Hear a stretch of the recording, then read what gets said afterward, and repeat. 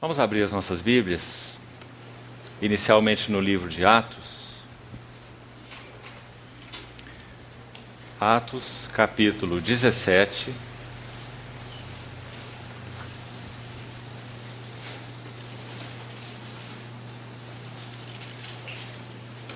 Vamos ver o verso 31.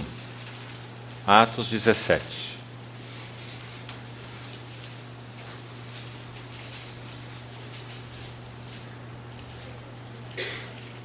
Verso 31. Porquanto estabeleceu um dia em que há de julgar o mundo com justiça, por meio de um varão que destinou e acreditou diante de todos, ressuscitando-o dentre os mortos. Vamos mais uma vez buscar a presença do Senhor juntos, em oração. Senhor, toda a nossa confiança está em Ti.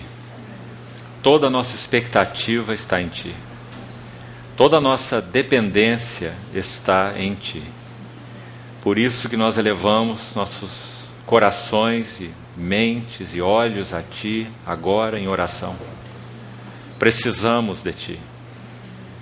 Precisamos do Teu Espírito entre nós, nos ensinando, nos ajudando nessa noite de meditação na Tua Palavra, interpretando-a de forma viva, profunda e trazendo realidade espiritual aos nossos corações.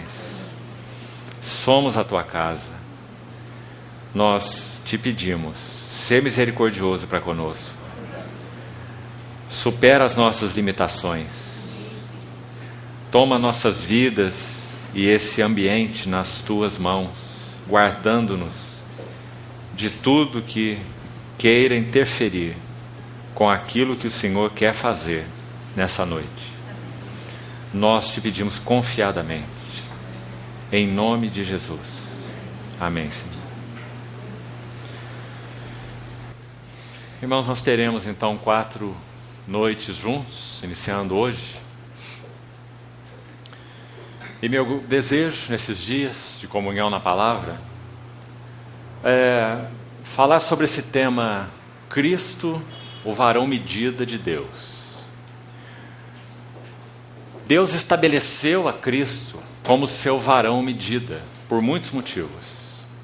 Quando Pedro, em Atos capítulo 2, usa a palavra para pregar naquela ocasião do Pentecostes, ele inicia a sua pregação para aqueles irmãos e aquelas testemunhas da descida do Espírito Santo assim: Jesus, o Nazareno, varão aprovado por Deus. O Senhor Jesus não é apenas o varão aprovado por Deus. Segundo o texto que nós acabamos de ler, o Senhor Jesus é ainda mais. Além de ser o varão aprovado por Deus, Ele é o varão medida de Deus. O que significa o Senhor Jesus ser o varão medida de Deus? Significa que Cristo é a expressão não apenas do que Deus é, mas Cristo é a expressão do que o homem deveria ser. E isso é uma verdade muito importante, muitíssimo importante. Na pessoa do Senhor Jesus, não apenas vemos o que Deus é.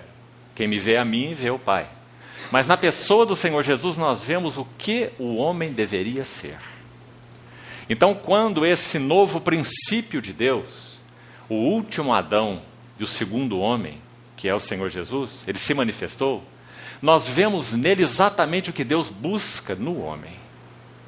Amados, é tão importante compreendermos isso, porque nós fomos salvos nesta direção.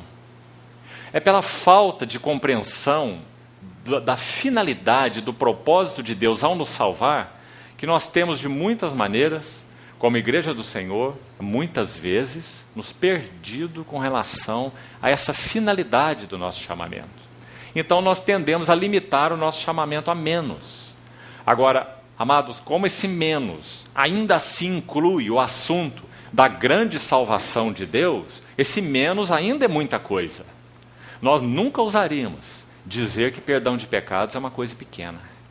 porque nós sabemos qual foi o preço pago para o perdão dos nossos pecados.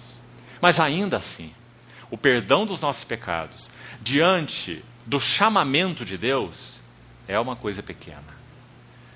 Porque ele é um meio necessário de Deus para nos introduzir naquilo que ele nos chamou. Da mesma maneira, quando nós pensamos sobre, mais um exemplo, a verdade da justificação pela fé. Quem de nós ousaria dizer que essa verdade é uma coisa pequena? Romanos diz que é por causa dessa imensa justificação que nós temos paz com Deus, mediante Jesus Cristo, nosso Senhor. E também essa paz não é uma coisa pequena. Ele é nossa paz. Ele derrubou aquela parede de separação, de ambos os povos fez um, pelo seu precioso sangue. Mas, queridos, por mais tremendas e imensas que essas verdades sejam, elas ainda assim, elas são o meio de Deus, para que então Ele conduza aqueles que Ele chamou a esse cumprimento desse seu supremo, sublime propósito.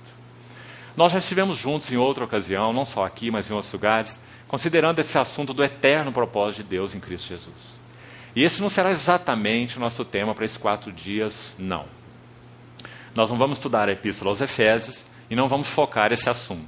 Nós vamos destacar dentro desse assunto este ponto: Cristo, o varão medida de Deus. Inicialmente, precisamos compreender isso em 2 aspectos principais. Primeiro aspecto, o individual. Segundo aspecto, o corporativo. Cristo ser o varão medida de Deus significa que quando o Senhor Jesus cumpre a sua obra, morre, ressuscita, ascende, é entronizado, recebe do Pai a promessa do Espírito Santo, derrama o Espírito Santo em Atos capítulo 2 no Pentecostes, constitui a igreja um com Ele, um corpo organicamente unido à cabeça. Então, nesse chamamento há uma faceta que é individual. Por exemplo, creio que Paulo menciona esta faceta naquele conhecido texto de Romanos 8:29, quando ele diz assim: aos que de antemão conheceu, naquele pré-conhecimento de Deus a respeito de nós, antes de qualquer coisa ser criada, aos que de antemão conheceu, também os predestinou.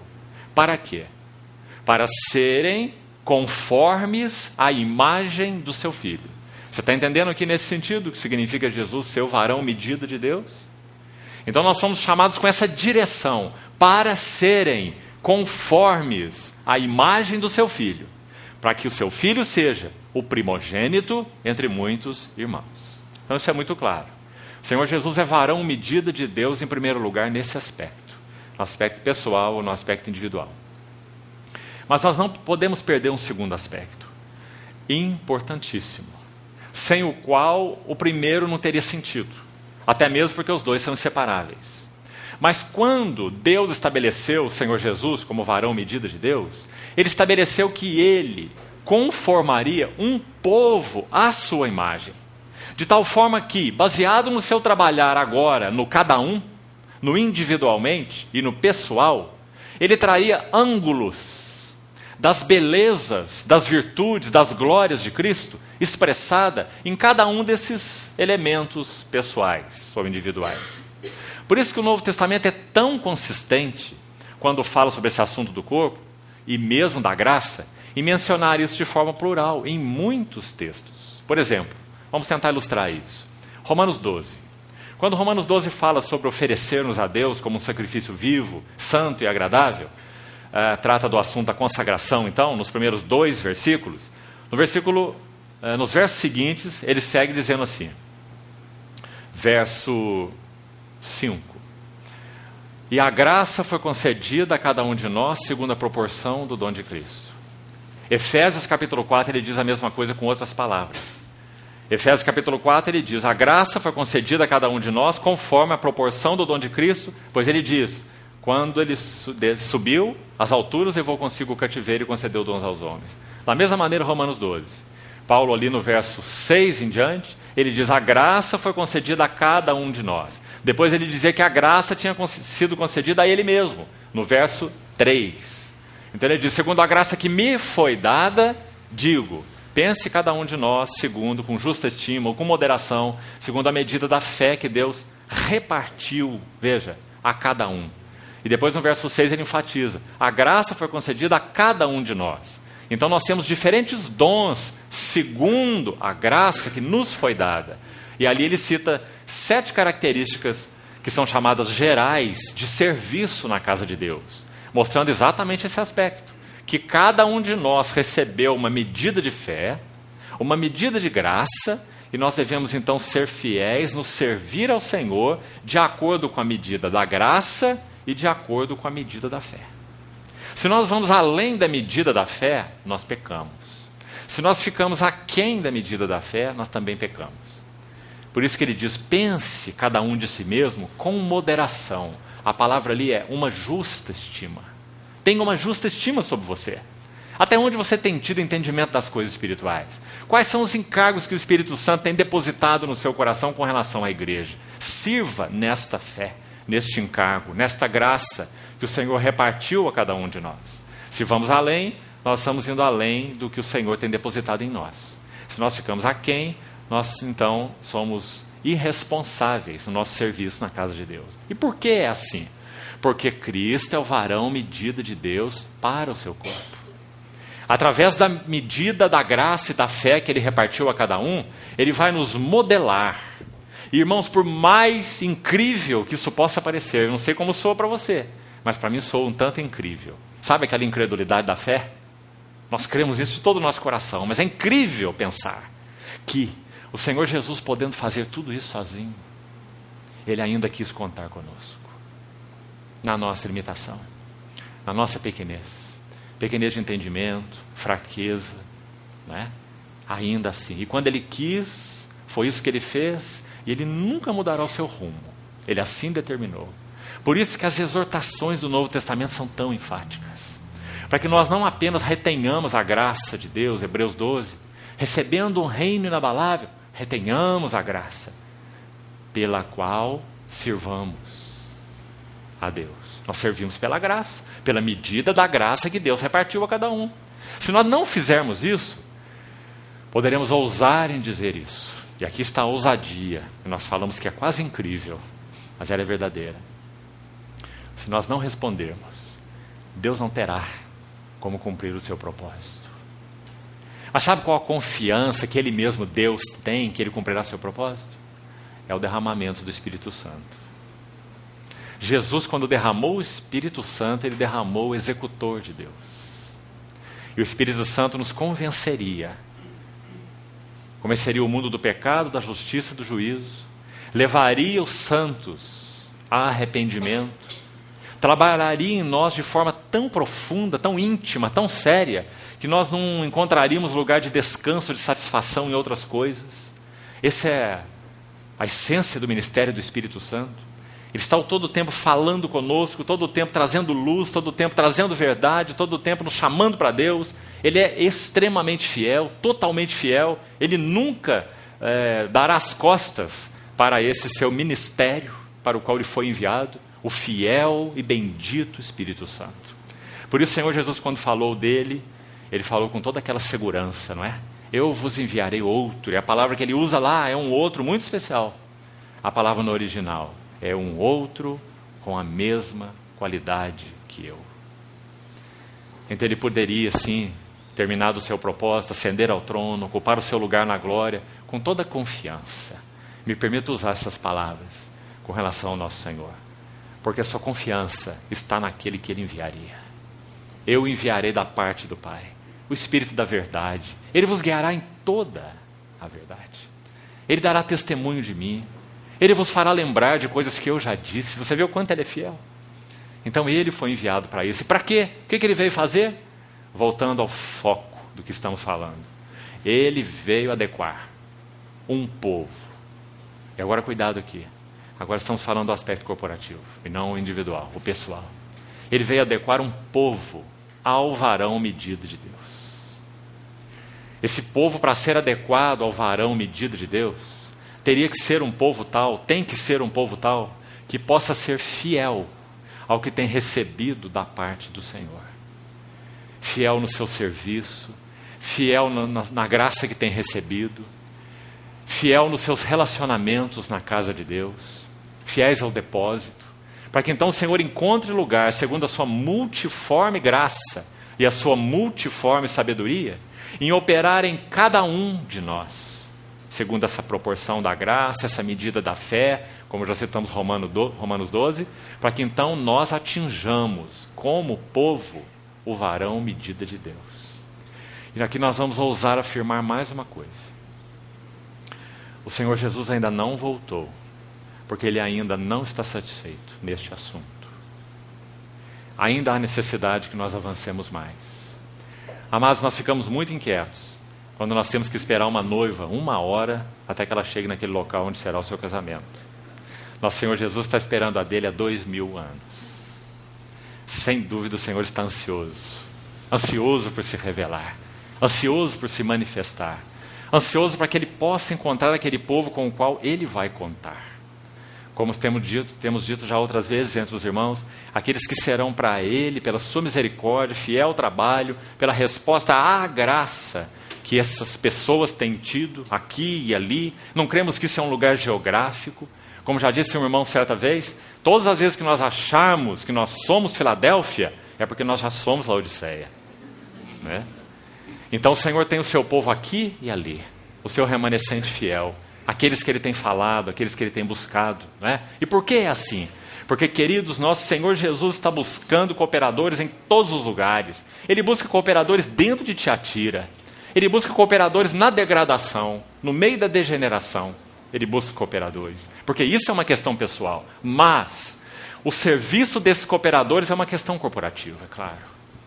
Esses cooperadores, quando têm encontrado o propósito do Senhor, quando têm entendido esse chamamento maravilhoso, quando têm visto esse varão medida de Deus, não tem como fazer outra coisa, irmãos. Não é uma questão de opção nesse sentido. Agora, por favor, põe essa frase entre aspas, porque nós sempre temos opção, sim.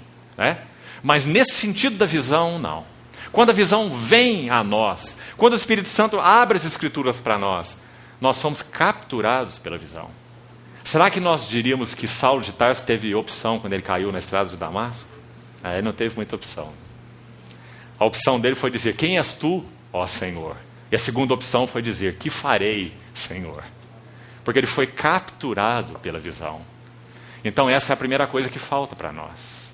Nós precisamos ser capturados pela visão. A visão do varão medida de Deus, para que a nossa apreciação dele cresça. E percebe quanto isso trará para nós esse equilíbrio aqui? O pessoal e o corporativo. Como nós já falamos outras vezes, que risco nós corremos nesse assunto, né? Irmos de alguma forma vendo Cristo melhor, ganhando mais de Cristo, e parece que a nossa tentação, de certa maneira, é nos isolarmos. Né? Oh, Deus tem me dado tanto, o Senhor tem aberto sua palavra, tenho sido tão bem alimentado, tenho lido homens de Deus, que maravilha conhecer esses irmãos, estamos aí em ombros de santos do passado, como temos sido alimentados, edificados por Ele. Então, aqueles irmãos com os quais nos reunimos é a pior parte do assunto. Não é? Eu, Senhor, aqui na minha casa é a melhor parte. Não é? Lendo, meditando, orando, buscando revelação. Não é? Mas então talvez esse aspecto aqui precise ser ajustado na nossa vida. Esse corporativo aqui. Vamos repetir mais uma vez. Cristo é o varão medida de Deus para que o seu corpo seja conformado a Ele. E para que o seu corpo seja conformado a Ele, carece que cada um de nós, segundo a medida da graça e a medida da fé, execute um serviço fiel. Execute um serviço fiel. Então, irmãos, vamos voltar no texto aqui para tentar entender um pouco mais do que está escrito aqui. Atos 17, 31. Depois que o apóstolo Paulo prega essa mensagem maravilhosa, a boca do Espírito Santo dentro do Areópago. Coisa maravilhosa, né? Lá são citados aí, esses famosos filósofos, que a história fala tanto deles, os epicureus e os estoicos. Os epicureus, fruto de aquele filósofo chamado Zenon, grego, os epicureus. Os estoicos são citados aqui, aliás, os estoicos são fruto dos ensinos de Zenon. E os epicureus, no versículo 18, só para você conferir aí, aqueles que tinham como foco o prazer. Para os epicureus o prazer era o sumo bem. E essas duas escolas eram uma antítese. Para os epicureus, o prazer é o sumo bem. Comamos e bebamos, que amanhã morreremos.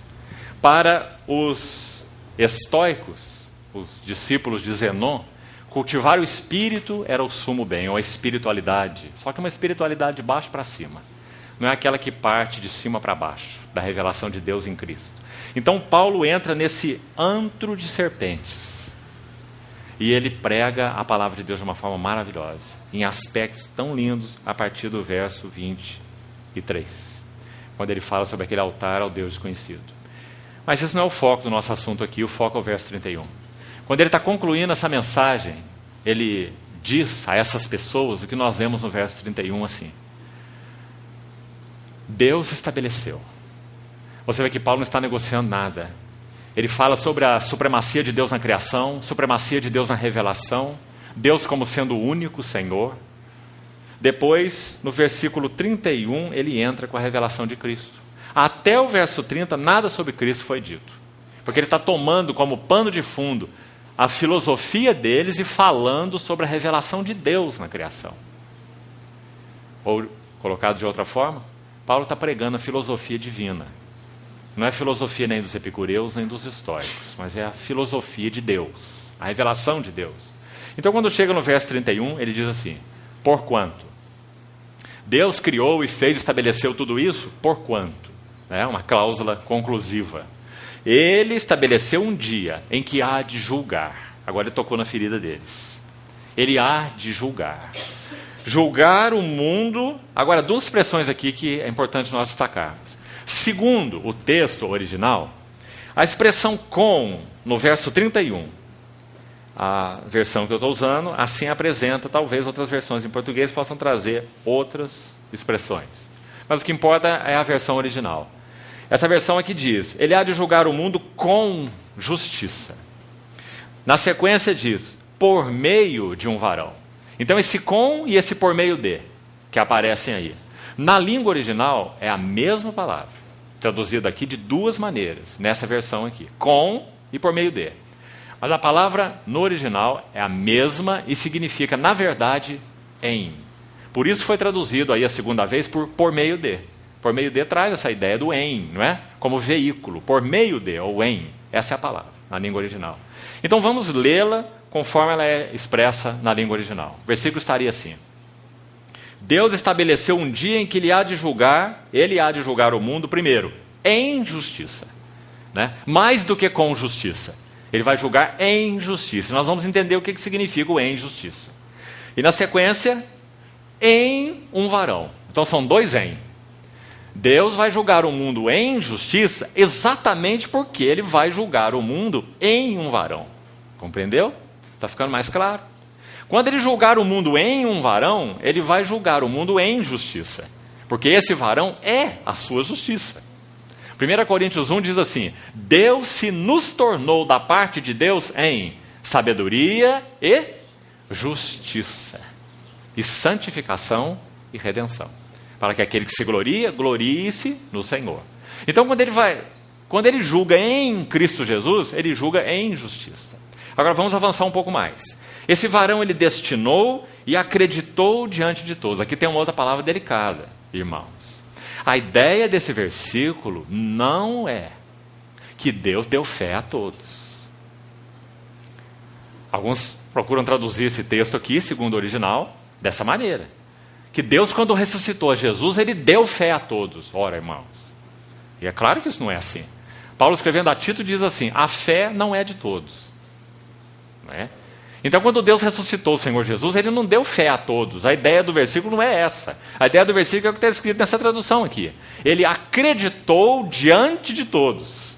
Significa que quando Deus ressuscitou Jesus, ele deu fé diante de todos de que então Deus é verdadeiro. Que a obra do Senhor Jesus responde à justiça de Deus. Que a obra do Senhor Jesus é o único caminho para nosso retorno e reconciliação com Deus. Então ele deu fé. Ou ele acreditou. Como que o Senhor Jesus foi mostrado como um varão acreditado por Deus? Você está entendendo o que está escrito no verso que você tem aí diante de você? Qual foi a acreditação? Você conhece esse termo? Existem institutos de acreditação. Por exemplo, vamos pensar em acreditação hospitalar. Você já ouviu falar nisso? Para que hospitais famosos, como por exemplo, vamos pensar no Albert Einstein, em São Paulo, é um hospital acreditado por um órgão internacional de acreditação. Então aquele órgão entra naquele hospital e examina tudo lá, se tudo está nas normas, e normas muito elevadas. Então ele emite um certificado de acreditação hospitalar. Há várias entidades que fazem isso. Isso se chama certificado de acreditação. Sabe o que você vê no verso 31 aqui? Certificado de acreditação. Aqui Deus está dizendo, batendo o carimbo dele, dizendo, acreditado. Então essa versão diz assim, ele destinou esse varão e ele acreditou este varão diante de todos. Agora aqui mais uma pergunta. Como Deus acreditou este varão? Como? Ressuscitando. Como nós falamos pela manhã, esse era o assunto. Tudo aquilo que o pecado toca, fica dentro do caixão. Como nós falamos pela manhã. A Bíblia vê esse mundo como um grande caixão, não é? Com uma tampa intransponível. Porque todos pecaram e carecem da glória de Deus. E o salário do pecado é a morte. Então esse mundo é uma grande tumba.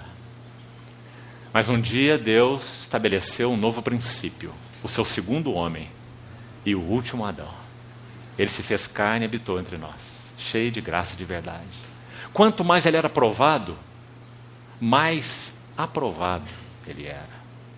Quanto mais ele era espremido, assim, moído, mais Deus respirava incenso, porque ele era um incenso suave. Quanto mais apertado, tentado, o diabo, os saduceus, herodianos, os fariseus, não é? Que tentavam pegá-lo e enganá-lo, mais Deus respirava nele um aroma suave. Um homem segundo o coração de Deus. Por isso Pedro diz assim, Jesus o Nazareno, varão aprovado por Deus. Por milagres e prodígios que ele operou entre vós, o qual Deus mesmo fez pelo seu intermédio. Lembra Pedro pregando em Atos 2? Vós o matastes, Deus o ressuscitou dentre os mortos.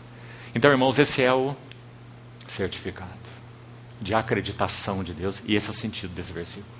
Não é que quando Deus ressuscitou Jesus, ele deu fé para todos, não, mas que ele acreditou Jesus diante de todos. Então, o Senhor Jesus, nesse verso 31, você está vendo, ele claramente é descrito como sendo o varão medida de Deus. Então agora vamos retomar o nosso assunto. O varão medida de Deus se aplica naqueles dois pontos que nós colocamos. Em primeiro lugar, ele é o varão medida para mim e para você. Tudo em nossas vidas será julgado por Deus segundo esse filtro. Irmãos, quando nós olhamos isso, em primeiro plano, nós ficamos desesperados, não é? Esse varão é excelente, o Senhor Jesus. Mas quanto a nós estamos em obras, não é assim? Mas é por isso mesmo que Paulo fala em Gálatas, meus filhinhos, por quem eu sofro de novo dores de parto. Até o quê? Veja o varão medida de Deus. Até que Cristo, porque ele é o varão medida de Deus. Deus não se agrada de nada a não ser de Cristo. Então até que Cristo seja, e aí mais uma correçãozinha. O texto de Gálatas 4,19, que eu estou citando aqui, no original, falta uma palavra, nessa versão revista atualizada de Almeida. O versículo é assim, meus filhos, e a palavra também não é filhos, é filhinhos, porque é tecnós, não é ruiós, não se refere a filhos adultos, se refere a filhos criancinhas.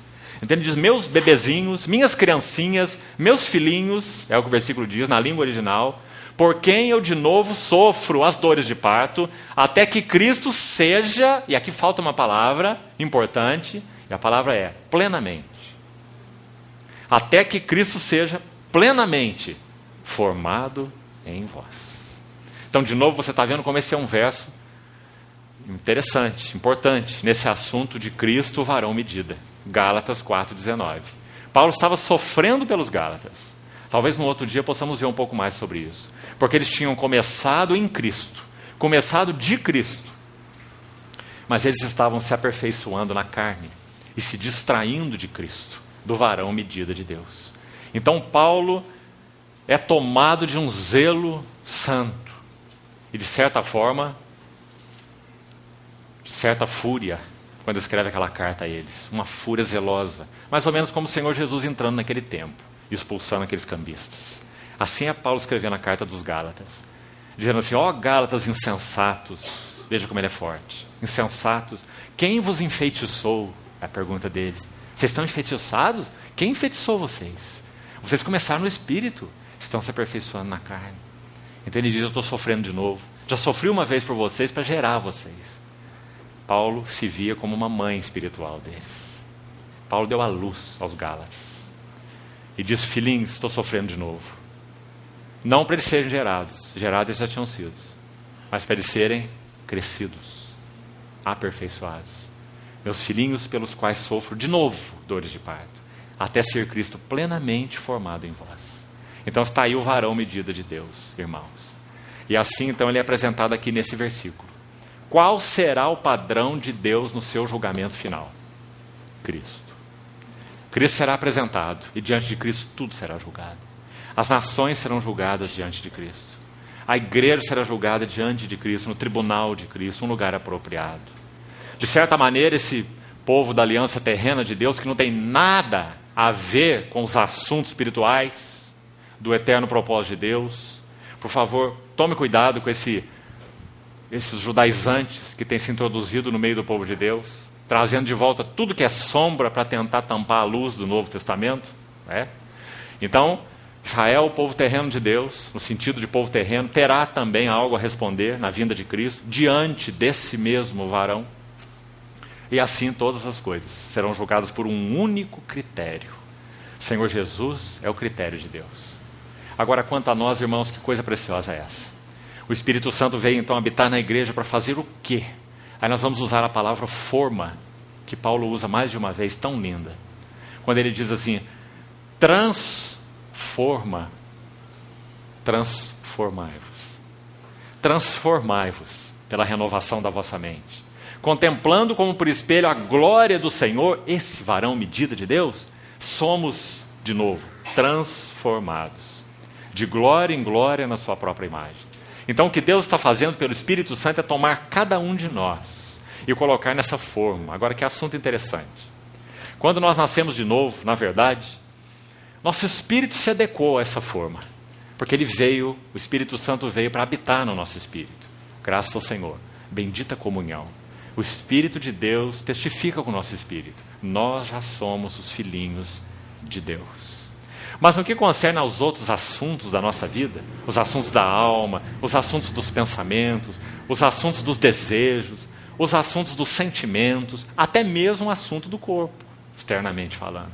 Ele não está ainda ajustado à forma. Então o Espírito Santo vem colocar essa forma aqui, padrão, e vem colocar as nossas vidas sobre essa forma. Aí quando nós fazemos essa comparação, nós vemos que a forma tem uma forma e a nossa vida tem outra forma. Ela não encaixa na forma. Fica muita aresta aqui para fora. Não é? Então o Espírito Santo vem com a sua tesoura, vai cortando assim as arestas, para que nós possamos ser conformados à imagem do seu Filho. Então quando as pessoas aqui olharem para nós, elas não vão ter nada o que ver. Não é? Nós que éramos assim, agora somos assim. Então Cristo, formado em nós, significa exatamente isso. Outros poderão olhar para nós e dizer, é Cristo. Isso aconteceu com nossos irmãos quando a história da igreja começou. É por isso que eles foram chamados cristãos. As pessoas olhavam para ele e diziam, eles são iguais àquele. São o povo daquele maldito que foi desprezado, crucificado. Povo doido, não é? Como ele, os cristãos. Ali em Antioquia, lembra-se? Eles foram chamados assim a primeira vez. Um nome de ridicularização. Era um nome de zombaria. Cristãos. Mas que zombaria maravilhosa é essa? Não é? Porque identificava aquele povo com aqueles que eles conheciam, que eles creram. Então, irmãos, esse é o trabalho do Espírito Santo. Ele veio para fazer isso. Então não vamos perder esses dois polos aqui desse trabalhar. Não se esqueça. Ele não só veio fazer esse trabalho de nos conformar pessoalmente, mas ele veio fazer um trabalho de nos conformar corporativamente. Então, no trabalho de nos conformar corporativamente, é que nós precisamos ser fiéis à medida da fé e à medida da graça. Precisamos ser responsáveis. Precisamos responder aquilo que o Senhor tem nos confiado uns aos outros. Precisamos exercer esferas no Espírito, é claro, segundo a medida da graça e a medida da fé, sempre, não é? Senão não é do Espírito, é da carne. Mas na medida da graça e na medida da fé, nós precisamos exercer esferas mais amplas de serviço na casa de Deus, cuidando uns dos outros, ministrando uns aos outros, exortando uns aos outros, apacentando uns aos outros, né? Encorajando uns aos outros, profetizando uns aos outros. Quando Paulo coloca aquelas características que falamos gerais de serviço na casa de Deus em Romanos 12, são muito lindas aquelas características. Todas elas mostram exatamente esse corpo agindo, esse corpo funcionando, segundo o cabeça, pelo Espírito, para produzir esse resultado, que ele já tinha dito nos versos iniciais do capítulo 12. A finalidade é sermos transformados pela renovação da nossa mente e podermos experimentar a boa, agradável e perfeita vontade de Deus. Você já percebeu que nós tendemos a ler aquele versículo e aplicar sempre no sentido pessoal? Observe como você fazia essa leitura, quem sabe. Sempre pessoal. Romanos 12, 1 e 2, aquele verso tão conhecido. Não vos conformeis com este século, transformais pela renovação da vossa mente. Sempre aplicado no assunto pessoal. Mas você viu onde está aquele verso? Ele está dentro de um contexto totalmente corporativo. Nada de pessoal. Onde Paulo diz, segundo a graça que me foi dada, eu digo, pense cada um de vós com moderação, segundo a medida da fé que Deus repartiu a cada um. Aí logo em seguida, olha como o contexto é corporativo, ele diz assim, porquanto, embora muitos, nós somos um só corpo, e membros uns dos outros. Está lá no verso 3 e 4, de Romanos 12. Olha que o contexto é corporativo, não é pessoal. E o verso 6, muito claro, tendo, porém, diferentes dons, e de novo, segundo a graça que nos foi dada, de novo corporativo. Aí ele diz, coloca lá esses 7 níveis de serviço, né? São chamados de classificações gerais de ministério. Aí ele diz, se profecia, se nosso encargo então é falar a palavra de Deus, que ela seja segundo a proporção da fé. Não fale nem mais e não fale nem menos do que aquilo que o Senhor te tem dado como realidade espiritual. Essa é a medida da fé de Romanos 12 quando se refere à profecia. Se profecia, seja segundo a proporção da fé. Vamos examinar aquele texto lá, com mais detalhes. Vamos ficar nesse ponto aqui hoje, com relação então a Cristo, varão medida de Deus. Vamos olhar melhor esse assunto da expressão corporativa disso, para podermos entender, porque penso que a nossa tendência é olharmos muito mais no aspecto pessoal. Talvez não precisemos nem falar muito sobre ele, já temos falado demais sobre ele. Vamos olhar o aspecto corporativo então. Então olha aí Romanos 12, não precisamos ler verso 1 e 2, já citei os versículos. No verso 3 Paulo diz, a graça que me foi dada, ele põe um me aqui, porque ele se vê como um dispenseiro. Ele diz que importa que, quanto aos dispenseiros, cada um deles seja encontrado fiel. Então ele diz, a graça foi dada a mim, uma medida da graça foi dada a mim. Então por essa medida da graça que me foi dada, eu digo a cada um dentre vós, não pense de si mesmo além do que convém. E a próxima frase é para explicar o que ele quer dizer com isso. Pense antes com moderação. A palavra em moderação é uma justa estima. Vamos buscar ajuda aqui então, nesse aspecto corporativo. Irmãos, é de Deus, quando nós buscamos pelo Espírito Santo, ter uma estima adequada sobre o que Deus nos tem confiado. Para que nós não possamos então não corramos o risco de ir além, mas também não fiquemos aquém. Não é humildade quando nós achamos que Deus finalmente não tem nos concedido muita coisa, não é? Que nós somos pobres e miseráveis, né? Porque na verdade nós sabemos, o Senhor tem feito pelo Espírito, sim, depósitos no nosso coração. E Ele tem nos incomodado com esses depósitos, não é assim? Louvado seja o Senhor por isso. Bendito seja o Senhor. Nós somos vasos que Ele comprou. E Ele tem feito depósito nesses vasos.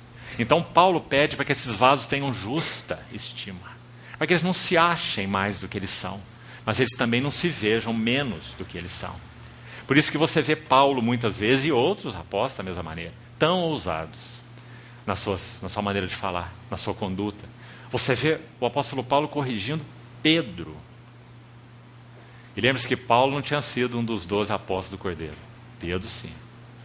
Imagina a ousadia de Paulo, fazendo uma correção pública, por causa da atitude dissimulada de Pedro.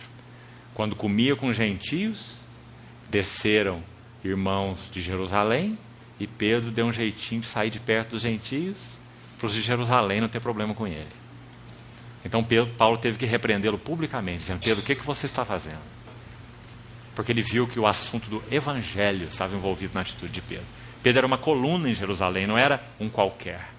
Era uma das colunas de Jerusalém. E se a coluna está tendo um comportamento desse, imagina o resto do prédio. Não é? Então Paulo teve que chegar e fazer essa correção pública, porque ele viu que algo muito grande estava envolvido ali. Não é? Então, verso 6. Perdão, vamos voltar um pouquinho. Verso 3, onde estávamos. Pense com moderação. O que nos dá essa moderação? O que nos dá essa justa estima? A medida da fé. Então vamos pegar essa medida da fé e vamos lá no versículo 6, porque a palavra é repetida. Olha lá no versículo 6. Tendo, porém, diferente dom segundo a graça que nos foi dada. Primeira classificação geral de serviço que Paulo cita nessa lista. São 7. A primeira é profecia. E não está aí por acaso. Onde não há profecia, o povo se corrompe.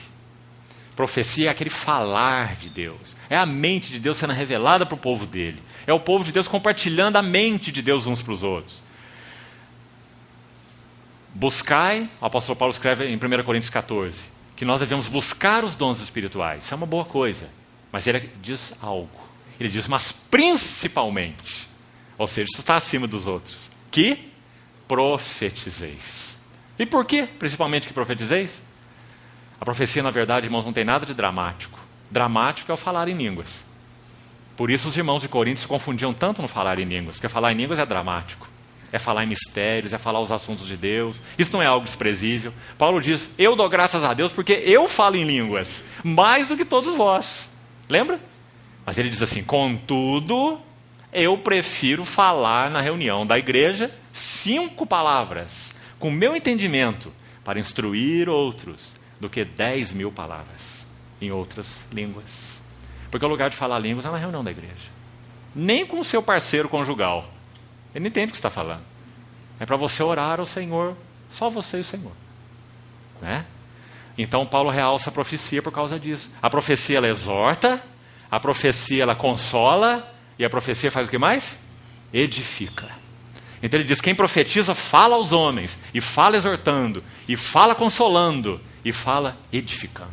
Então ele diz, procure com zelo os dons espirituais, principalmente que profetizeis. Assim ele começa a lista aqui, mostrando o quanto é essencial, irmãos. Se nós queremos avançar adequadamente em direção a esse varão medida de Deus, profecia é algo muito importante entre nós. É importante que nós profetizemos uns para os outros. Vamos nos exortar, vamos nos consolar, vamos nos edificar. Como? Usando o que? Psicologia? Deixa ela para lá, é melhor.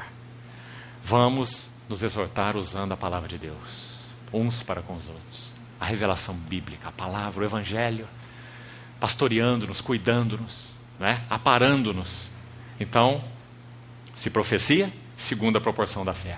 Porque nós não podemos ir além daquilo que o Senhor tem nos confiado. Irmãos, nós sabemos que corremos um risco grande de errar aqui, não é? Às vezes queremos exercer esferas de serviço que vão além da realidade espiritual que temos. E até mesmo além da revelação que temos. Nós achamos que porque fomos numa conferência ou ouvimos um conjunto de CDs, nós então somos capazes de compartilhar aquela verdade. Não é? Mas esse nunca é o caminho de Deus. O processo ou o princípio, guarde isso para você pensar, irmão. O princípio de Deus para a proclamação da palavra, ou profecia, como nós estamos falando, sabe qual é? Deus tem um princípio para a sua profecia, para a sua palavra. O verbo se faz carne. Compreende que isso é um princípio? Tudo aquilo que é verdade em Deus precisa ser verdade em nós. Ou o verbo se faz carne. Isso foi verdade não apenas na revelação de Jesus, mas é verdade para o seu corpo, que é a igreja. Se o verbo, a palavra, não se faz carne em nós, se a palavra revelada de Deus, a palavra logos, a palavra escrita, iluminados os olhos do vosso coração para saberdes qual é a esperança do vosso chamamento. Ele escreveu para uma igreja madura, a igreja de Éfeso. Ele diz assim, Deus conceda a vocês espírito de sabedoria e de revelação. Ele rasga o véu para que vocês vejam e entrem. Aquele que não nascer de novo não pode ver e não pode entrar no reino de Deus. Não é? Isso é realidade espiritual. Então, se isso não tem acontecido conosco, Nós não temos como compartilhar a palavra de Deus uns com os outros. Vai ser, no máximo, uma instrução intelectual. Nenhum de nós é mudado por instrução intelectual. Senão a educação já tinha mudado o mundo. Né? Ela não mudou e nem mudará. O homem só pode ser mudado a partir de dentro para fora. Começando com o espírito e não com a mente. Não é? Então os irmãos entendem o que é a proporção da fé. Se profecia, seja segundo a medida da fé. Fé é união com Cristo. Se você vai profetizar, é na medida da sua união com Cristo. É aquilo do verbo que se fez carne em você. Que é a realidade espiritual para você. Para que você não vá além, nem fique aquém. Precioso princípio. Então essa é a primeira ajuda que obtemos aqui. Para que o varão medida de Deus seja visto entre nós, seja visto em nós como povo, nós precisamos de profecia. Nós precisamos amar a palavra de Deus. Nós precisamos falar a palavra de Deus. Nós precisamos meditar, orar a palavra de Deus. Nós precisamos que o verbo se faça carne. Para que então nós compartilhemos a palavra de Deus em realidade espiritual. Irmãos, isso faz tanta diferença. Amados, quantos seminários, quantos? Eles não têm a palavra viva de Deus. Eles não podem apresentá-la àqueles que estão ali, quem sabe, entraram ali com essa intenção, né, primária. Infelizmente, a nossa constatação, e nós não falamos isso nem zombando, nem criticando, e nem com alegria, muito pelo contrário, com tristeza. Mas na maioria dos seminários atuais, o indivíduo entra com um pouco de fé e sai sem fé nenhuma. Porque o que ele vê lá é liberalismo. Não se crê mais que a Bíblia é a palavra verbalmente inspirada de Deus. Mas que a Bíblia é um livro composto. Palavra de homem, palavra de Deus. Então nós precisamos exercer juízo e julgar aqui o que é de homem, aqui o que é de Deus. A palavra que eles usam lá é a seguinte: precisamos separar a casca do grão. Encontrar o grão na Bíblia e jogar a casca fora. Tem muita casca, segundo eles. Então, amados, se profecia, seja segundo a proporção da fé. Que importante. Depois ele vai em outra esfera de serviço. Se ministério. Essa palavra aqui no original é diaconia. Muito interessante essa palavra. Porque aqui ela é usada num sentido mais amplo. Você vê que não está se referindo ao ofício do diácono chamado. Que Paulo fala lá a Timóteo, a Tito, né, sobre o diaconato. Aqui a palavra é usada, é uma das palavras gregas para serviço. É diaconia. Também liturgia.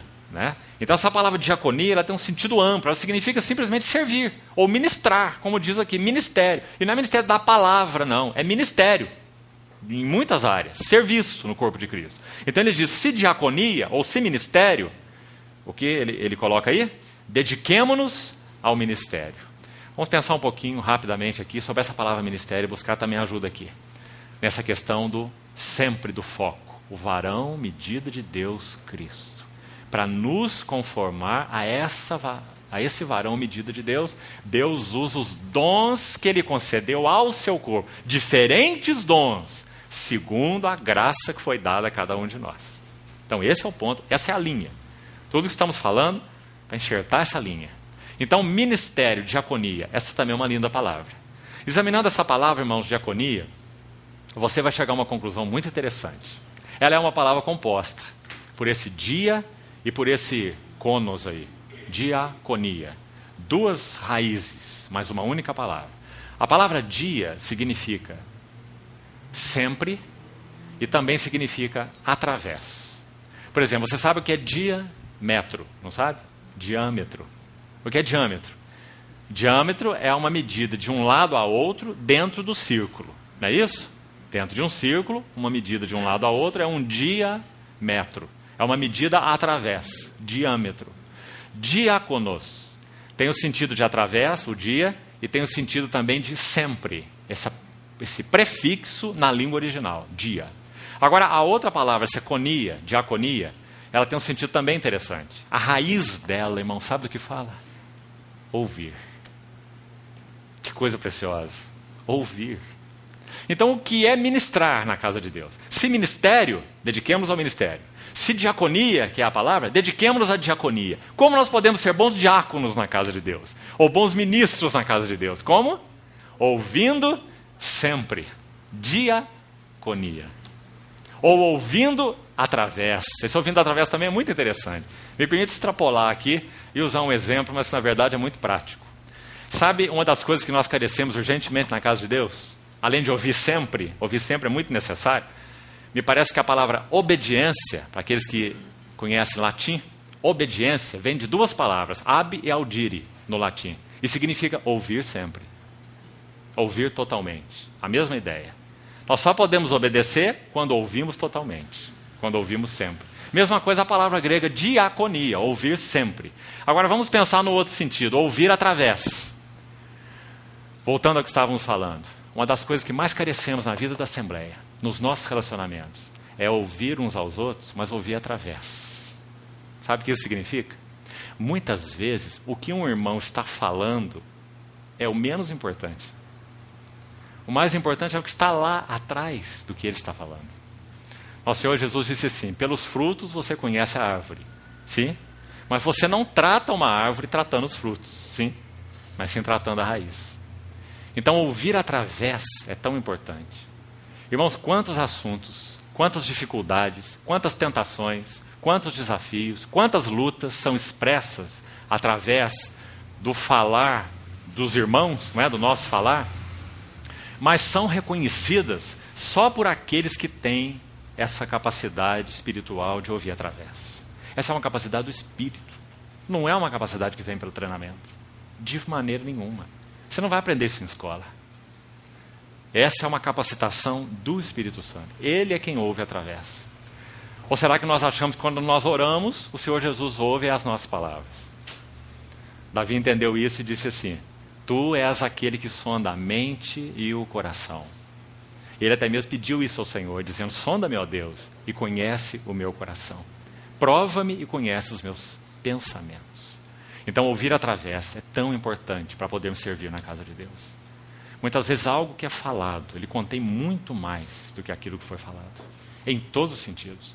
Seja no sentido das nossas lutas, das nossas dificuldades, ou até mesmo através daquilo que Deus está procurando nos falar. Irmãos, tem pessoas que são muito desajeitadas para falar. Né? Vamos usar o exemplo de outro lado agora, mas o mesmo assunto. São muito desajeitadas. Não têm boas palavras. Não têm nem mesmo um bom português. Nem uma boa comunicação. Muito menos uma boa didática, muitas vezes. Mas, amados, se elas têm crescido no Senhor, se Cristo tem sido formado ali, então, quando o Senhor nos concede a capacidade de ouvir através, que riqueza, que preciosidade. Nós podemos ser embaçados nesse ouvir através. Quando você começa a prestar atenção no vocabulário. Quando você começa a pensar, mas como aquele irmão fala errado? Olha o jeito dele falar. Olha as palavras que ele usa. Não são as mais adequadas, não são as mais bíblicas, não são as mais teológicas, não é? E nós perdemos condição, muitas vezes, de ouvir Deus, porque nós não ouvimos através do que aquela pessoa tem falado, pelo Espírito. Então, se ministério, dediquemo-nos ao ministério. Ou que ensina, esmere-se no fazê-lo. Paulo coloca ensino como um ministério específico na casa de Deus. Tão necessário quanto a profecia. Né? Por isso a Bíblia coloca sempre, tão juntos, profetas e mestres. Né? Aqui está de novo. Profecia e ensino. Por causa da importância deles na casa de Deus. Depois diz, o que exorta, faça-o com dedicação. Como falamos, são classificações gerais de ministério.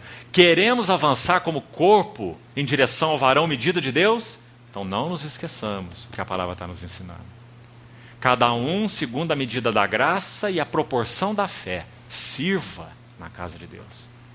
Porque essa questão de sermos ajustados ao varão medida é uma questão corporativa. Muito além de ser uma questão pessoal. Então que o Senhor, irmãos, nos chame uma vez mais à fidelidade. Irmãos e irmãs, jovens, o Senhor tem feito depósito em nós. Sejamos mais fiéis. Sejamos achados fiéis. O Senhor Jesus, repetindo, ele poderia encontrar uma outra forma de fazer sozinho, mas ele não quis. Ele quis nos incluir. Ele precisa de vasos. Irmãos, quando nós olhamos a história da restauração, como que nós vemos aquilo lá? Me permita fazer um breve parêntese aqui para falar desse vaso. Dom segundo a graça que nos foi dada. Você já percebeu que quando o Senhor foi chamar seu povo de volta para o testemunho dele, de volta para a restauração do que ele queria, você viu com clareza, você já estudou Ageu, Zacarias, Esther, Daniel e Esdras e Neemias, especialmente esses livros, você já viu com clareza esse ponto que Deus precisa de vasos? Essa palavra precisa, para ser aplicada a Deus, tem que ser aplicada com muito cuidado. não é? Porque Deus é aquele que não precisa de nada.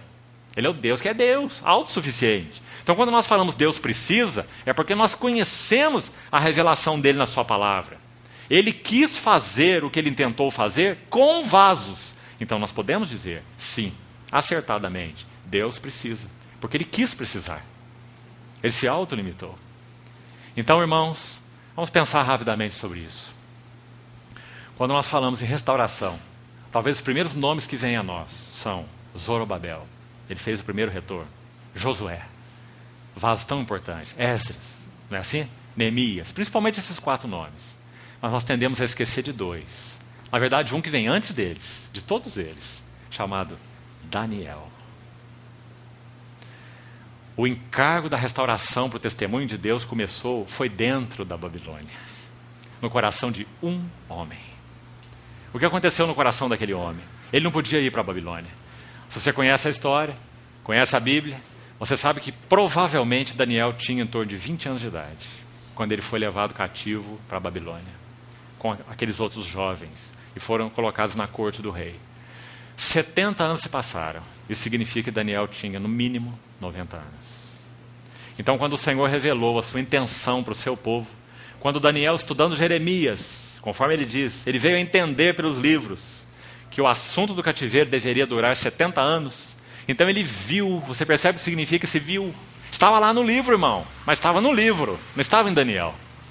Mas o dia que Daniel viu, então ele diz assim, eu vi pelos livros, entendi pelos livros, que o cativeiro deveria durar 70 anos. O que ele começa a fazer? Orar. Ele abria sua janela 3 vezes ao dia, em direção a Jerusalém, e ele orava. Então, o que o Senhor encontrou na Babilônia? Um vaso. Então, amados, nós podemos afirmar que o propósito de Deus não se desenrolaria se em Babilônia não houvesse um vaso que orava. Por que nós sabemos? Porque para Daniel foi revelado muito mais do que aconteceria apenas relacionado ao retorno do cativeiro babilônico. Para Daniel foi revelado algo que tem a ver com o apocalipse do Senhor Jesus. Esse é o vaso Daniel. Então, sim, nosso Senhor precisa de vasos. Se ele não encontrar vasos adequados, o seu propósito não há de se desenrolar. Irmãos, que o Senhor capture o nosso coração com relação a isso. Nós não podemos perder tempo em dias tão desafiadores. É claro, é segunda medida da graça. É segunda medida da fé. Quem sabe a sua medida da graça e a sua medida da fé é ser, vamos pôr esse só aqui entre aspas, só esposa e mãe. Mas essa é a sua medida da graça e a sua medida da fé. Então, se você operar ali ministrando ao Senhor como esposa e mãe, essa é a sua medida da graça, essa é a sua medida da fé. E você vai fazer esse serviço para Deus, dentro do seu lar, relacionado a teu esposo, relacionado aos teus filhos. Isso vai fazer com que esse varão medida de Deus, com que aquele trabalho que o Senhor está fazendo através de você, no seu lar, ele confere e ele coopera para essa grande obra de forjar um povo que corresponda ao varão medida de Deus. E nós sabemos que o Senhor Jesus, para fazer isso, sim, ele precisa de esposas e mães. Assim como ele precisa de maridos e pais. Assim como ele precisa de profetas e mestres. Diante dele, não tem muita diferença no significado dessas coisas, não. Só de alcance, só de escopo, mas não de valor e de significado. Então, se ministério, dediquemo-nos ao ministério, segundo a proporção da fé. Então, o que o Senhor tem buscado nesses dias são vasos. Deixemos que o Senhor incomode os nossos corações com esse assunto. Vamos perguntar isso ao Senhor. Senhor, eu tenho sido vaso? Se tenho sido vaso útil, santificado e útil ao seu possuidor, estando preparado para toda boa obra. Essa é a necessidade, queridos, do Senhor nesses dias. Ele precisa encontrar Daniéis nessa Babilônia na qual nós estamos, onde ele possa confiar os encargos do seu coração.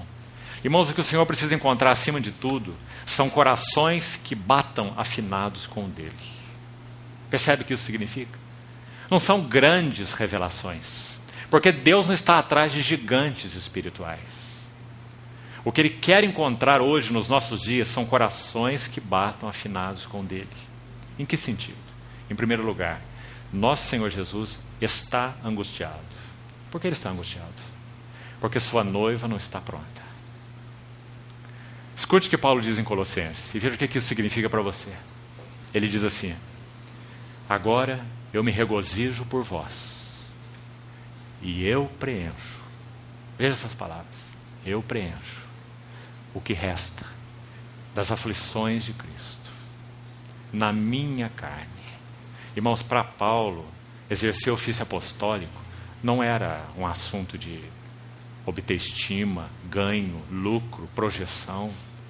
Sabe qual é a posição social que Paulo coloca os apóstolos? Hoje pessoas se autodenominam apóstolos. Eles não sabem mais que nome usar para si mesmos. Sempre estão se superando. Alguns já estão se chamando de pai apóstolo. Pai apóstolo. Não tem nome para se colocar. Não é? Um quer ser maior que o outro. Não é? Então os títulos estão sendo cada vez mais elevados. Não é? Dessas autodenominações. Pessoas se denominando. Sabe o que Paulo fala que é ser um apóstolo? Ele diz assim: nós os apóstolos fomos colocados em último lugar.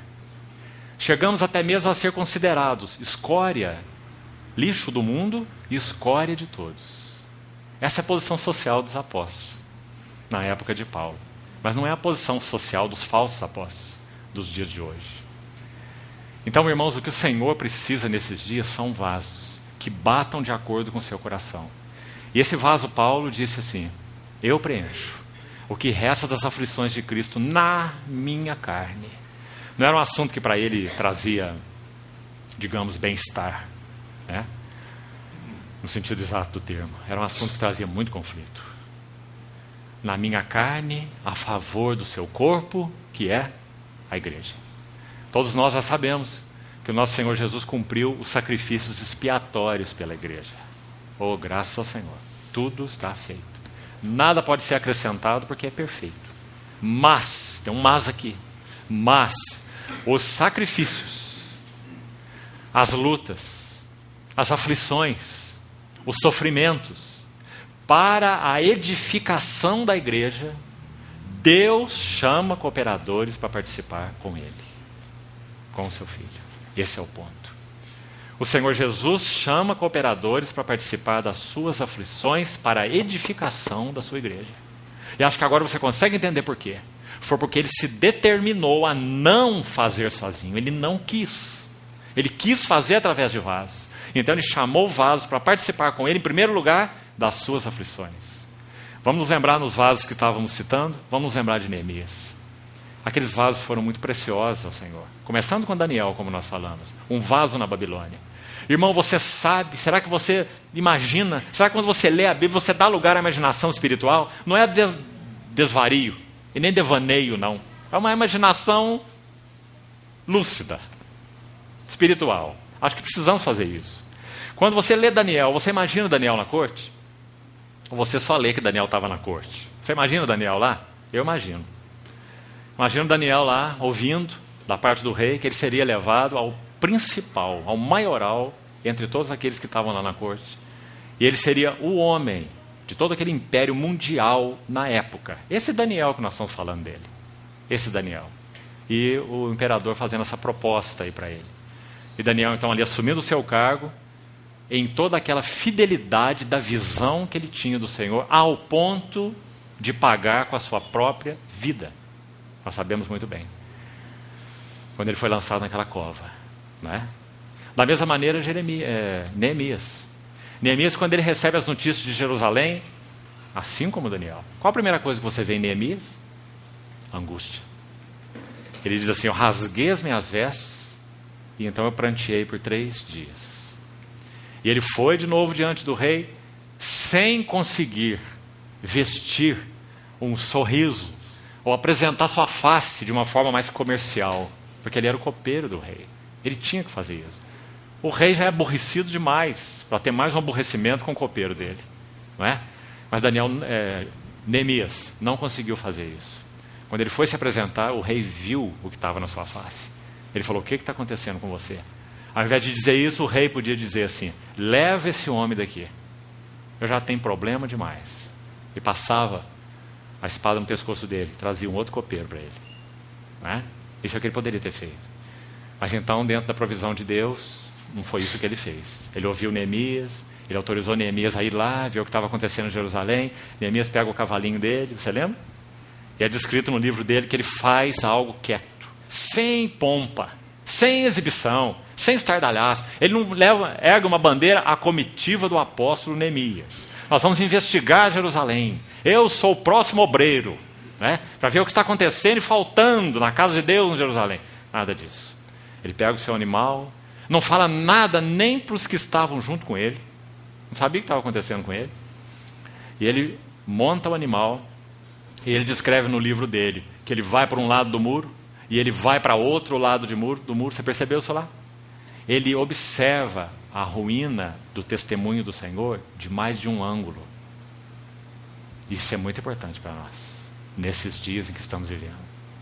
Então Neemias vem de um ângulo e vai de outro ângulo, e uma hora ele escreve assim no seu livro: não havia lugar para que passasse nenhum animal que eu montava. Fala, por que Neemias colocou esse detalhe no livro dele? É tão insignificante. Sabe o que ele quis dizer com isso?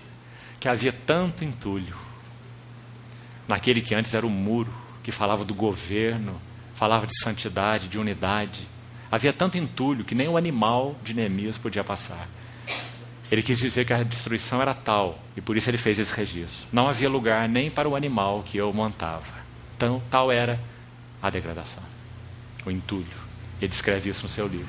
Depois ele fez esses dias, de novo ele pranteia diante do Senhor, e então ele coloca suas mãos na obra.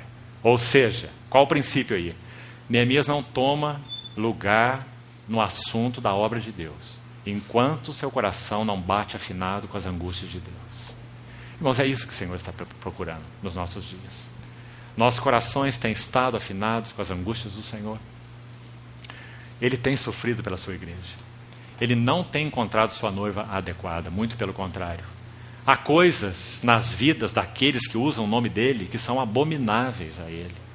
Há coisas na nossa vida que não têm sido agradáveis a ele. Muitas vezes há coisas no nosso meio que não são agradáveis ao Senhor. E o nosso coração tem batido com as angústias do Senhor. Se isso não acontecer, ele não tem vasos. Você não vai conseguir encontrar vaso nenhum na Bíblia do Senhor que não comece por aí, irmão. Perceba. Todos os vasos do Senhor começaram por aí. Quando viram algo relacionado a Deus e a sua vontade, e viram a sua inadequação e a daqueles que eles estavam envolvidos. Então Daniel, quando vai orar, ele não fala eu. Porque o assunto não era exatamente eu, Daniel. O assunto era nós. Então ele vai fazer aquela oração no capítulo 9 dele, de Daniel. Ele diz, nós temos pecado, nós temos procedido perfidamente. Tu és justo e a nós compete o corar de vergonha. Não é? Nós. Você vê o encargo corporativo, a questão corporativa. Porque Daniel viu que a questão não era ele. Senhor, o povo está aí nessa degradação, mas eu estou aqui na corte. Amém, o Senhor me pôs aqui, o Senhor tem algo maravilhoso para fazer através de mim. O Senhor me deu uma posição maravilhosa. Moisés também pensou assim. Não é? Ou Daniel não pensou, né? Poderia pensar. Moisés pensou dessa maneira errada. Então ele tomou a atitude errada. E saiu e foi tentar fazer a obra de Deus, matando o egípcio. E o Senhor pescou Moisés, né? Depois de Moisés matar o egípcio, o Senhor coloca sua mão lá. Ih, Moisés, está tudo errado, vem para cá. Põe Moisés. 40 anos no deserto. Até fazer, desaprende tudo, Moisés. Desaprende tudo. Porque não é nada assim. 40 anos, né? Então, meu irmão, se os nossos corações não baterem afinados com as angústias do Senhor, o Senhor não encontra vasos para a recuperação do seu testemunho. Voltando a Romanos para concluirmos por hoje. Romanos 12, 8. O que exorta, faça com dedicação. Exortação significa tanto encorajamento quanto advertência. Sempre essas duas coisas estão incluídas na palavra exortação. Então, aqueles de nós que têm tido, pelo zelo do Senhor, pela graça do Senhor, pela medida que o Senhor nos tem dado dele mesmo, encargo, então, de exortar na casa de Deus, que nós saibamos que exortar é advertir, mas que exortar também é encorajar. As duas coisas. Aqueles que nós advertimos, nós precisamos colocar o ombro embaixo deles. Gálatas 6 diz assim, levai as cargas uns dos outros. E assim cumprireis a lei de Cristo. Sabe qual é a lei de Cristo? Amai-vos uns aos outros, assim como eu vos amei. Então Paulo está dizendo que para cumprir a lei de Cristo, nós devemos levar as cargas uns dos outros, colocando os ombros embaixo uns dos outros. E quando formos exortar uns aos outros, se formos repreender uns aos outros, cuidado, para que não sejas também tentado. Então, esse assunto do exortar é uma responsabilidade de todos nós. Agora, há alguns na casa de Deus, assim como não são todos que ensinam, assim como não são todos que se dedicam ao ministério específico da profecia, né? Assim também, nesse sentido, do exortar, sim, há alguns na casa de Deus, que por causa da medida da graça, por causa da medida da fé, por causa da medida da revelação, eles têm um encargo mais específico do Senhor de advertir e de encorajar. E nós precisamos ouvir esses irmãos, nós precisamos de mais desses irmãos e dessas irmãs que exortam na casa de Deus. Advertem e põem os ombros embaixo. Advertem e põem os ombros embaixo. Então, o que exorta, faça-o com dedicação. O que contribui, que lindo isso aqui, irmãos. Muito precioso. Porque se nós pensamos numa lista espiritual, nós íamos deixar dinheiro de fora. Mas quando o Espírito Santo pensa numa lista espiritual, ele põe dinheiro dentro. Porque para o Espírito Santo, isso é espiritual, não é carnal, não é mundano, não é terreno. Então ele diz o que contribui, porque ele está dizendo que na casa de Deus há necessidade que nós exerçamos esse serviço de contribuir uns para com os outros, para que então mais de Cristo possa ser dado, possa ser formado, possa ser edificado nas nossas vidas, mais do amor possa ser expressado em atos, não é? Tiago é tão claro nisso. Se você diz que ama o seu irmão, mas você o despede com fome da sua casa, então Tiago diz que amor é esse. A fé sem obras é morta, não é? Então contribui, está incluído aqui na lista dos serviços espirituais.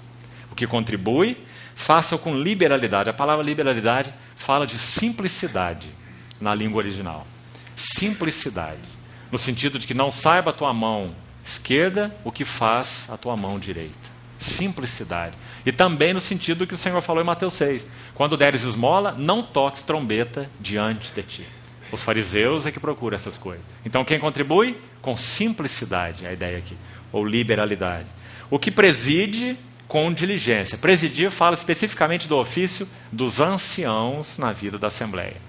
Paulo escreve para os Tessalonicenses dizendo que merecedor, para Timóteo, merecedores de dobrada honra são os presbíteros que presidem, a mesma palavra usada aqui, presidem bem, fala do governo na casa de Deus. Então quem preside, com diligência, ou com atenção, com cuidado. Irmãos, isso é uma outra exortação importante dentro da igreja de Deus. Paulo, quando fala para esses que presidem, vamos dar uma nota pelo menos sobre esse assunto aqui, séria, importante.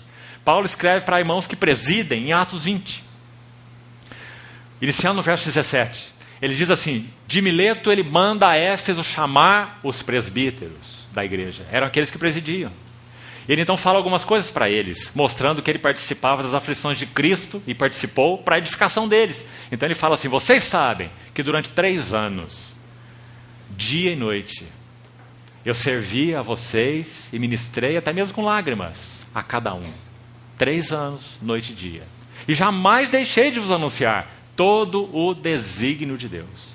Essa visão do eterno propósito, para ele era tão clara. Eu vos anunciei todo o desígnio. Agora, olha o que ele diz, no verso 28, se você abriu aí, de Atos 20. Ele fala assim para esses que presidem. Quem preside, faça com diligência. É Paulo mesmo dizendo aqui. Em Atos, ele dá essas palavras para os que presidem. Cuidai de vós mesmos e do rebanho, sobre o qual o Espírito Santo vos constituiu bispos. A palavra lá, supervisores, episcopos, supervisores, para pastorear a casa de Deus que ele comprou com seu próprio sangue. É tremendo esse versículo? Sabe o que ele significa? Não há um ofício mais sublime no universo do que cuidar da casa de Deus no sentido então da sua expressão local. Cuidai de vós mesmos e cuidai do rebanho. Deus comprou com seu próprio sangue. Ele está dizendo assim: tudo o mais na vida de vocês que presidem deve ser secundário. Por isso que ele diz o que preside com diligência. Irmãos, não significa necessariamente que aqueles que têm esse encargo de presidir, ou dos anciãos na casa de Deus, eles têm que ter um tempo dedicado a isso integralmente e não devem trabalhar secularmente. Não necessariamente. Mas significa, sim, que o encargo deles tem que ser focado nesse assunto. Que eles precisarão considerar tudo mais como assuntos secundários.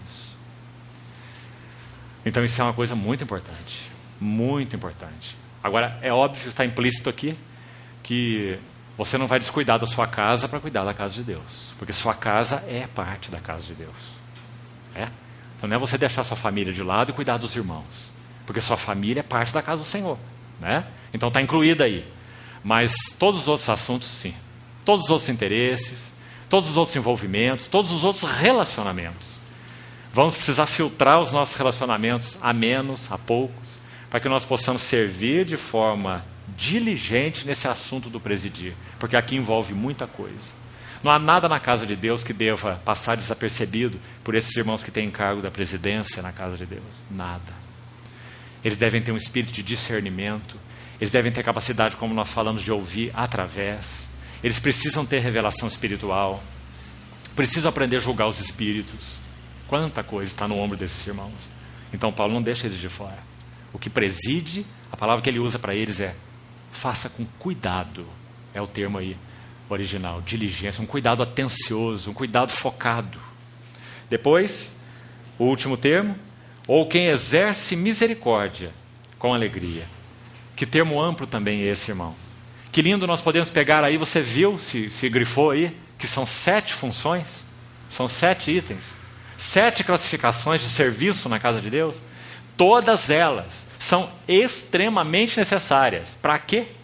Para que nós possamos ser conformados corporativamente ao varão medida de Deus. Então o Senhor vai usar esses diferentes dons segundo a graça.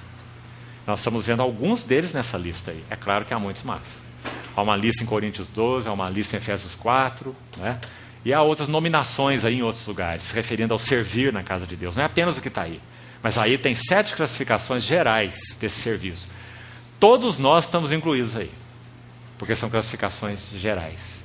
Então, exercendo esses dons na medida da graça e na proporção da fé, essas duas coisas juntas, então nós estaremos cooperando com o Senhor, para que o corpo de Cristo possa ser adornado, ajustado ao varão medida de Deus. Por quê? Porque Deus estabeleceu um dia em que Ele há de julgar o mundo em justiça em um varão. O seu varão modelo, o seu varão medida. Ele é o metro de Deus. O metro perfeito, a medida. Cada um de nós será posto diante desse metro. Cada assembleia será posta diante desse metro. O que são as 7 igrejas do Apocalipse, se não isso? Capítulo 1 de Apocalipse é o metro de Deus. João diz assim, eu vi aquele varão. Sua aparência, cabelos, face, vestes, pés, sua voz. Ele viu o varão medida de Deus. Capítulo 1. E no capítulo 2 e 3, ele coloca 7 igrejas diante do varão medida de Deus. Aí o varão medida começa a medir as igrejas. Ele diz, arrepende-te, e arrepende-te aqui, e arrepende-te ali, e julga aquilo. E como você tolera isso? Como você permite aquilo? Não são assim? A carta para 7 igrejas. Porque é assim que é. É assim que o Senhor já está fazendo nos nossos dias. Então, irmãos, vamos nos ajudar. Vamos ser fiéis àquilo que o Senhor nos tem concedido. Não há nada no corpo de Cristo que seja inútil. Irmão, você é um vaso de Deus no corpo dele. Ele concedeu uma medida da graça que é só tua. Ele concedeu uma medida da fé que também é só tua. Então, na medida que nós avançarmos com entendimento para aquilo que o Senhor tem nos confiado, mais Ele obterá da estatura madura de Cristo no meio de nós. Nós precisamos ser fiéis. Temos que sair da posição de observadores, de assistentes. E então buscarmos servir ao Senhor nessa medida da graça, nessa proporção da fé, mas lembre-se, nós estamos servindo uns aos outros. Então o Senhor vai usar esse próprio serviço para nos ajustar. Outra coisa maravilhosa é essa. Há irmãos mais velhos que nós. Há irmãos mais experientes que nós. E o Senhor vai usar esses irmãos, essas irmãs, para então nos ajustar no nosso serviço, para que o nosso serviço seja cada vez melhor. Uma última palavra para concluir por aqui hoje. Quando nós olhamos Romanos 12, você vê que dons é o assunto mencionado aí. Nós temos também, falando de modo geral, uma dificuldade com esse assunto dons. Então deixa-me usar uma ilustração para os irmãos que eu acho que é de ajuda. Quando um bebê nasce, ele tem todas as faculdades nele mesmo se ele é perfeito. Se ele não nasceu cego, não nasceu surdo, então ele tem essas faculdades nele. Só que aquelas faculdades são muito incipientes, muito ainda imaturas.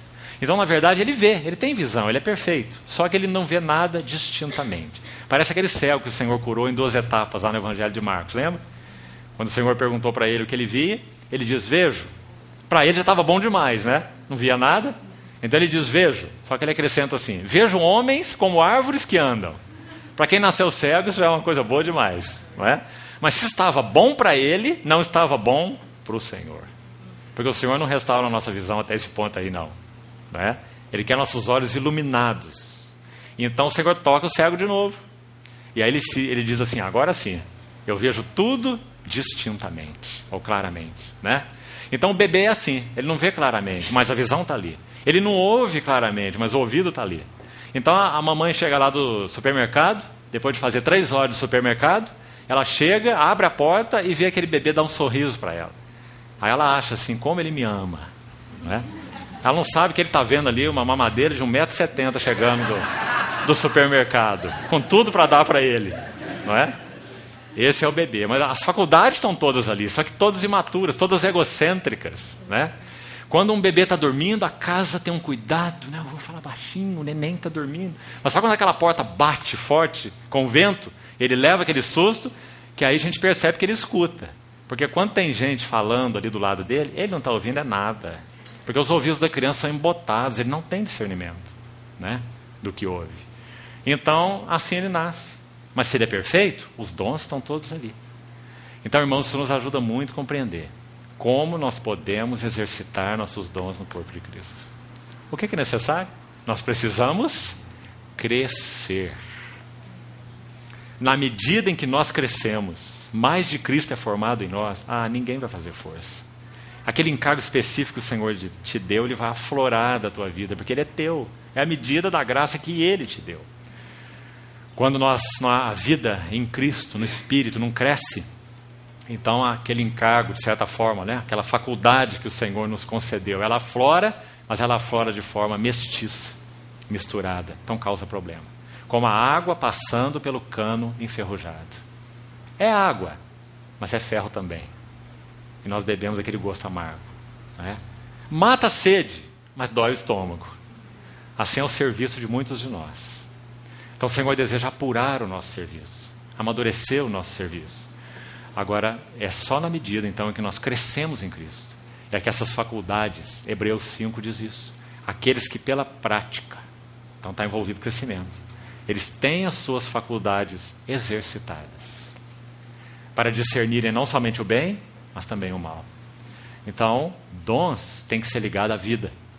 Quando nós colocamos dons conectados à vida, nós vamos ter todo o problema. E não apenas conectado à vida, mas conectado à vida que cresce. Se a vida não cresce, nós podemos esquecer esse assunto de dons. Nós vamos ter muita dificuldade com esse assunto, muito problema. Então, amados, esse será o encargo para essa noite. Se o Senhor permitir, amanhã, nós vamos falar um pouco sobre o lugar da casa de Deus, relacionado a esse assunto do varão medida. Qual o lugar da casa de Deus relacionado a esse varão medida? E vamos entrar então em alguns aspectos desse assunto. O que Deus buscou para estabelecer sua casa, com vistas a esse crescimento em direção ao varão medida. E nos outros dias que estivermos juntos, nós vamos continuar com esse mesmo foco. Quem sabe falarmos um pouco sobre vida e comunhão, luz e comunhão, todos os aspectos focados nessa questão do varão medida de Deus e, especialmente, nesse aspecto corporativo. Porque, como falamos do aspecto pessoal, penso que já temos entendido bem. Mas entendo que o Senhor tem nos chamado para ver melhor o assunto corporativo. Somos tão individualistas, né? Nós podemos ser pegos na nossa individualidade também nesse assunto da casa de Deus. Nós somos membros uns dos outros. Embora muitos, somos um só corpo. Romanos 12, 4. E membros uns dos outros. Sabemos que nós somos membros de Cristo. E como nos alegramos por isso, né? Efésios 5 fala assim, somos membros do seu corpo, da sua carne e dos seus ossos. Oh, que precioso isso para nós. Mas Romanos fala assim, Somos corpo de Cristo e membros uns dos outros. Então essa nota é tão importante. Carecemos recuperá-la de uma maneira mais adequada, penso eu. Em Coríntios 12, quando Paulo toca nessa mesma nota, 1 Coríntios 12, 27, ele diz assim: ora, vós sois corpo de Cristo. Então, o foco dele é corporativo. Agora, escuta o que ele diz. E individualmente, porque ele mostra que o pessoal, o individual, nunca é perdido no corpo de Cristo. Nossa individualidade nunca é perdida no corpo de Cristo. Graças ao Senhor. Mas ele pega o indivíduo, e para que não haja problema, então, desse indivíduo se tornar individualista e nem egocêntrico, então ele pega o indivíduo e põe dentro da esfera do corpo. E diz, vós sois corpo de Cristo e individualmente membros. Individualmente membros, ou seja, não é mais só o indivíduo. Individualmente membros deste corpo. Então que o Senhor possa usar, irmãos, esse início hoje para chamar nossa atenção para esse assunto. Deus busca vasos em direção ao seu varão medida, que possam cooperar com Ele numa hora difícil, desafiadora, trevosa, complicada, mundana, diabólica. Esse mundo mais do que nunca tem expressado sua sabedoria, terrena, animal e demoníaca. E no meio disso, os filhos da sabedoria estão nós. Então que o Senhor nos ajude a recuperar essa nota, esse encargo no nosso espírito, no nosso coração, como assembleia. Amém. Vamos orar.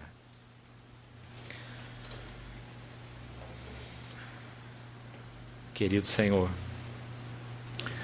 nos ajuda na nossa pequenez, na nossa limitação. Senhor, o Senhor comprou-nos para Ti como vasos, nós sabemos. Nós queremos Te pedir que o Senhor nos adeque como vasos Teus, santificados e úteis ao Seu possuidor, preparados para toda boa obra. Senhor, nos afina com o bater do Teu coração, nos afina com as aflições do Senhor nesses dias. Senhor, que Tua igreja, Tua obra não seja para nós nada a não ser aquilo que é para o Teu coração. Guarda-nos, Senhor, de qualquer distração, seja na vida da igreja, na vida da obra, nos nossos relacionamentos. Senhor, sabemos que vivemos dias urgentes e que o Senhor busca vasos. Tem misericórdia de nós, Senhor. Nos chama de novo para Ti, nós Te pedimos. Arruma as nossas vidas, Senhor. Purifica-nos, corrige-nos, admoesta-nos. Prepara-nos, Senhor, para servirmos ao Senhor em esferas mais amplas, respondendo à Tua graça, cada um de nós. Obrigado, muito obrigado, porque o Senhor nos coloca Teus encargos e responsabilidade nesses dias do fim. Aguardamos, Senhor, em Ti, para que o Senhor nos dê o Teu senso, tanto de urgência quanto de responsabilidade, nesses dias em que vivemos. Tira-nos da nossa zona de conforto, da nossa acomodação.